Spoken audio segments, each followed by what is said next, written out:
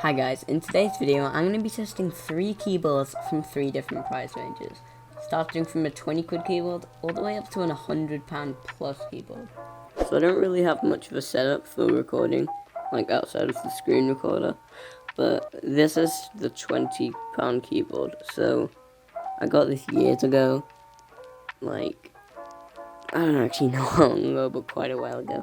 And for some reason, I kind of changed the keycaps quite a lot, and some of them, I guess, I just didn't change. Anyway.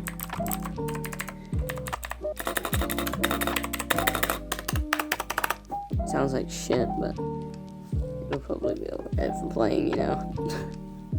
Okay, so this is the first keyboard, the Red Dragon keyboard. It's £20.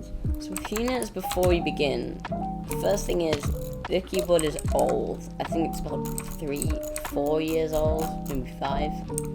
Not 5, 3 or 4 years old. And some of the keys are broken. So mainly spacebar isn't very responsive, and the D key a lot of the times doesn't work at all. Also the shift keycap is tiny for some reason. I don't know. It's probably my fault, because I put on different keycaps that probably wasn't right or something.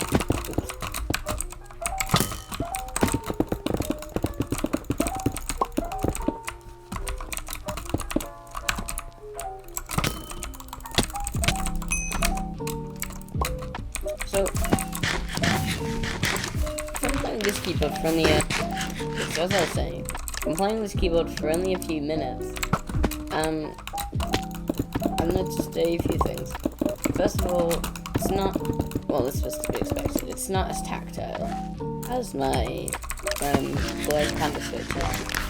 So it feels almost a bit like a linear, just with a really horrible sound. So I don't like, I know people like the sound of clicky switches, but I think these are Temu blues, not bass ones, or cherry blues. And Temu blues just sound really, really bad. Like, I don't even care. No, if you like the sound of Temu blues, you are a strange, weird person. They are hellspawn. Anyway, the build quality is average. I didn't get a bad cheap keyboard. It's not a bad cheap keyboard. It's a cheap keyboard, and you can tell it's cheap. But it's made of it's metal, which is actually I can't remember if the Corsair one is metal, but it's metal. The metal backplate, which is always good. Just makes it feel a little bit more premium, and it's very solid. It feels solid, so I don't feel like it's about to fall apart, which is always nice. So there's not really much to say about it. It's actually a very average keyboard, which I'd probably expect. I'd more expect the mid-range one to be the average one than the cheap one. So this is the second keyboard. This is the Corsair. There's a Corsair keyboard. It costs somewhere around £50. So I think this is going to be the most different one, because the first one is clicky and the last one is tactile, which are technically it's both tactile. So and this one's linear, so kind of the most different feel. This is what it sounds like. So yeah, let's play with it. Now for the mid-range keyboard, which is a Corsair something numbers keyboard. So the main difference between this keyboard and the other two is that this one's a linear. So that means there's nothing happens on the switch when you actuate it. So with a tactile one, which is what the other two are, when you press down on it, it gives you a little bump, so you know when you switch down. It's a nice, satisfying bump. But linear switches don't have that. So you don't. So with typing on it, I find a lot of the time I just end up bottoming out all the way, which is where you press the switch all the way down.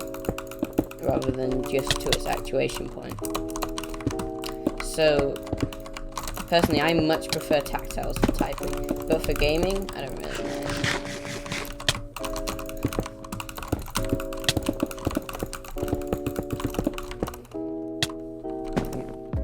Huh? So on this keyboard, in the last one there was quite a few things broken. On this one there's only one, which is one of the spacebar stabilizers is broken, and so when I try and press the spacebar on its left side, it does not work at all. It just doesn't jump. So a lot of the time you see me trying to jump over something, and then I'm really struggling because I can't actually press the button that's required for it. But I'm not gonna say that that's something bad about the keyboard. Although maybe the durability isn't as good as in some of the others. We have the third and final keyboard, which is a custom built one with glorious Panda switches and some cherry blossom keycaps. This is the keyboard that I use usually. It's the best keyboard I own. It cost around £120. Okay, so now we're on the final keyboard, which is the premium keyboard. So I'm going to be playing much better with this one than I did with the other ones because, well, it's not broken. Yeah. Okay.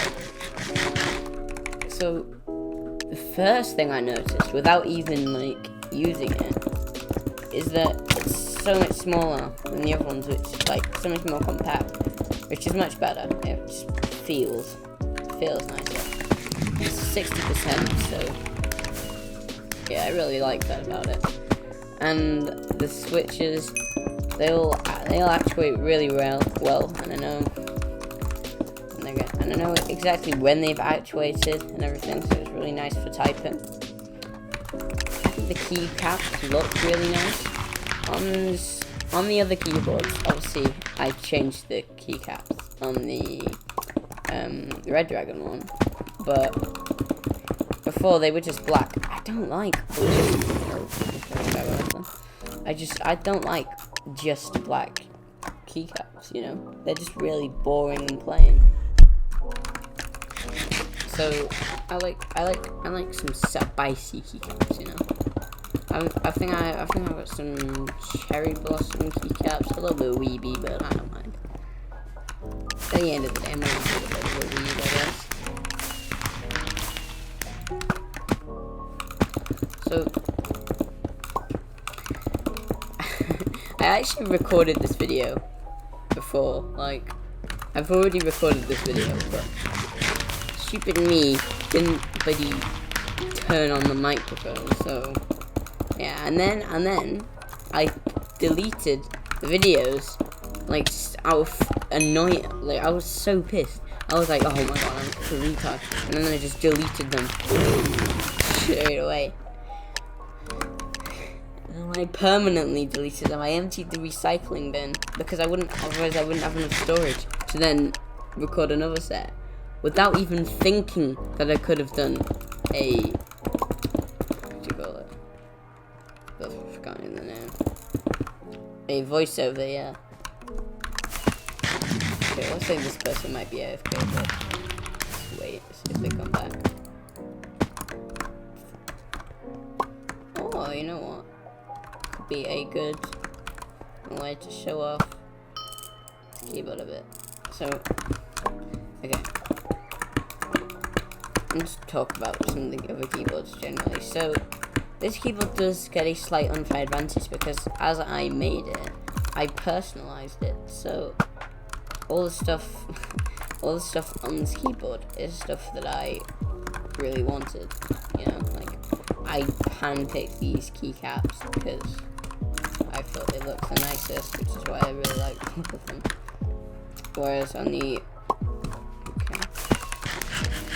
switches, I picked the ones that I think would be the best switches for me. Stuff like that, you know.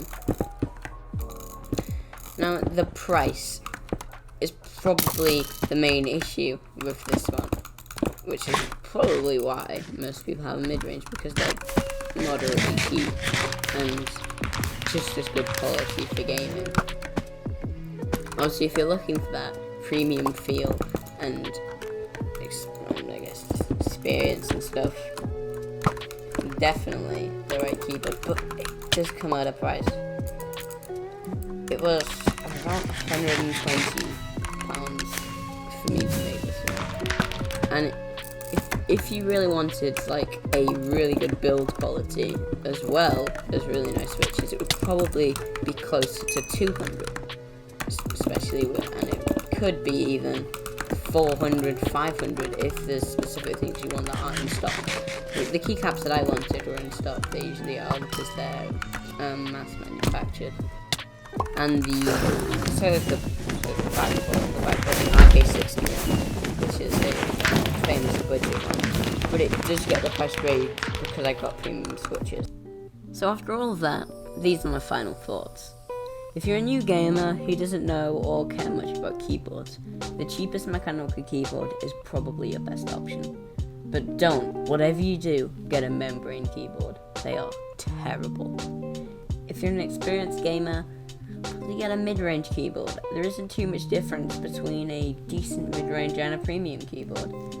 Only spend a lot of money on a board if you're a keyboard enthusiast, okay? They're probably not worth it if you're not really into keyboards and making them and stuff like that.